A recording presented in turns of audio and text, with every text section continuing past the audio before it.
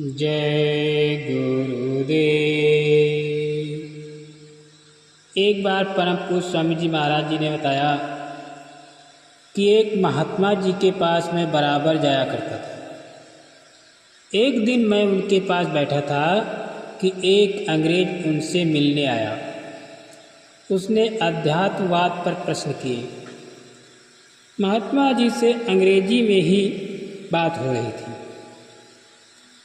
उसने महात्मा जी से कहा कि कोई चमत्कार दिखाइए। महात्मा जी ने कहा कि अच्छी बात है, जंगल था ही। महात्मा जी ने अंग्रेज से कहा कि लकड़ी का एक टुकड़ा उठाओ। उसने एक लकड़ी का टुकड़ा उठाकर महात्मा जी को दे दिया। महात्मा जी ने फिर उससे पूछा कि क्या तुम अपनी पत्नी से बात करना चाहोगे? अंग्रेज ने कहा महात्मा जी। अंग्रेज महात्मा जी का मुख देखने लगा, फिर बोला कि हाँ, बात करना चाहूँगा।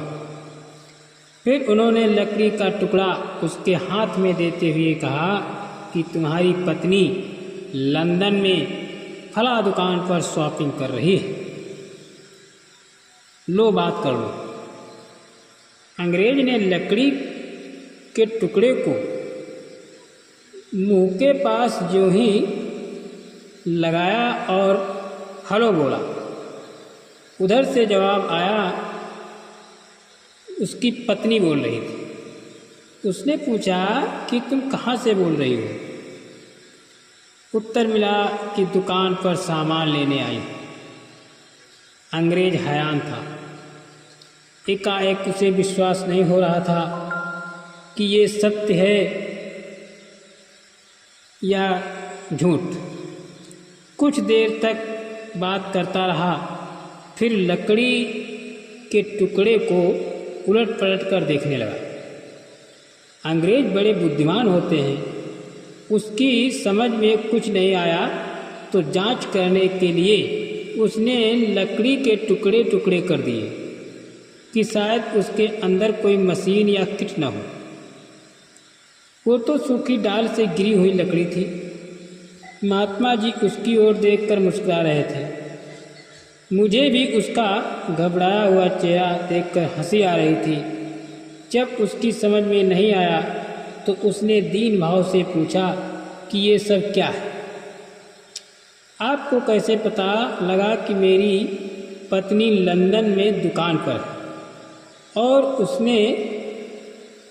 उससे लाइन भी मिल गई?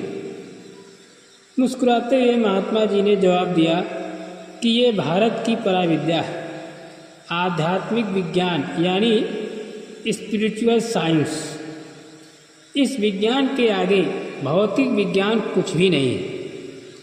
महात्मा जी ने कुछ और भी उसे समझाया कि भारत आध्यात्मिक विद्या का केंद्र है। इसे सीखने के लिए विश्व के लोग और विश्व के लोगों को भारत की भूमि पर आना होगा।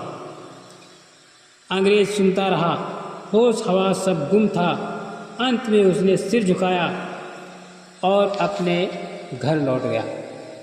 इस प्रकार से महात्मा कोई कर्तव्य या आश्चर्य करते हैं तब अच्छे चौकी नींद उड़ जाती है, आँखी फटी की फटी रह जाती है। जय गुरुदेव।